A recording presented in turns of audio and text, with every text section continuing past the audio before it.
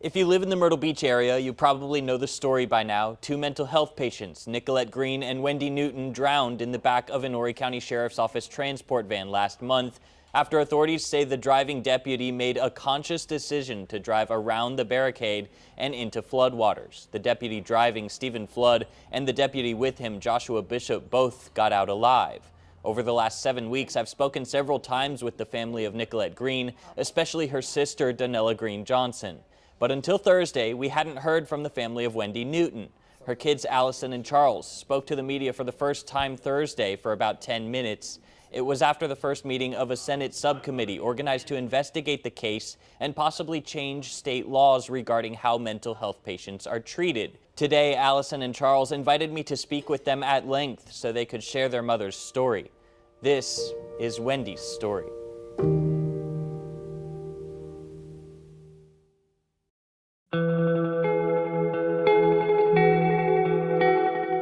This is a photo of Wendy Newton many years ago. Her appearance, like everyone else's, changed over time. But her kids, Allison and Charles, say one thing that never changed was that infectious smile of hers. Growing up, she was a great mom.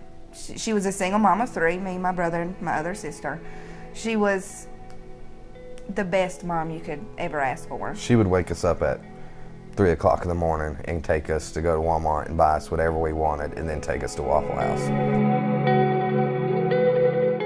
It's memories like that that made Allison and Charles realize their mom was one in a million. She really enjoyed being a mom, and it showed. She also loved being a grandmother. We rockin' and we rollin' and we go in circles and we go in circles.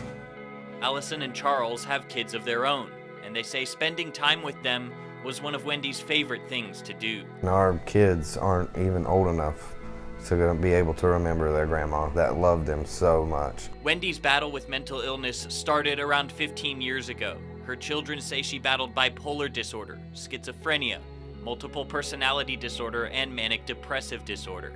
But she always wanted help, and that love of her grandchildren was her main motivation to get better. She was like, all right, let's go. We're going to the hospital. I'm going to get better for her grandbabies. That's what she would always say, I'm getting better for my grandbabies. And each hospital stay, she'd say that too. Yep. She said, I'm doing this just so I can go home to my grandbabies. But one mid-September day, she went to a hospital to never come back.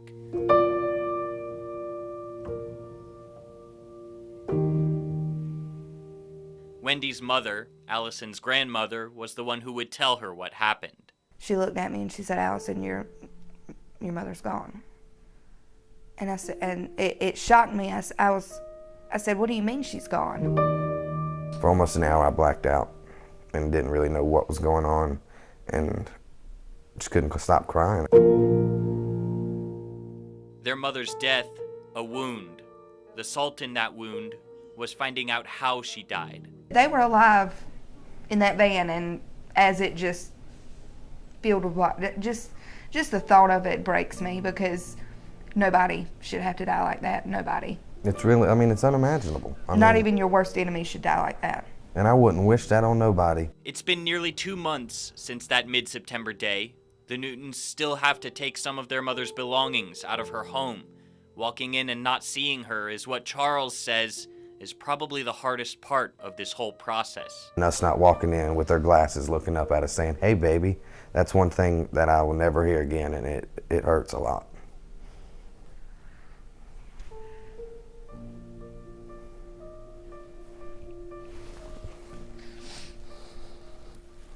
The two deputies who were in the van, Stephen Flood and Joshua Bishop, were fired from the Horry County Sheriff's Office several weeks after the incident. In Stephen Flood's disciplinary report under the employee response section, he wrote, "The facts in this report are not true. While the Newtons aren't happy with the result of what happened, they're anxious to hear Flood's side of the story." We're not quick to jump to one conclusion. We're not going to stay on one conclusion. We need the facts. Yeah, we want to know everything.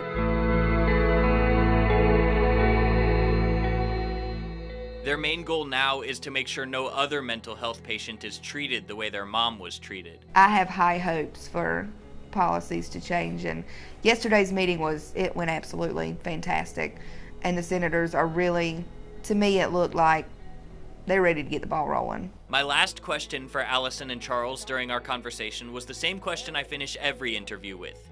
Is there anything else you'd like to say?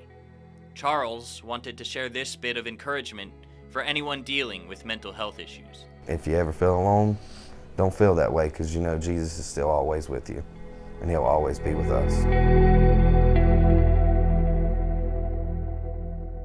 SLED completed an in-house review of its investigation into the incident Thursday. The next step will be for the investigation to get handed over to solicitor Ed Clements.